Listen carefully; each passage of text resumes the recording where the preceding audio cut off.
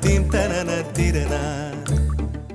நடந்தால் ஆறு எழுந்தால் அருவி நின்றால் கடலல்லோ, சமைந்தால் குமரி மணந்தால் மனைவி பெற்றால் தாயல்லோ.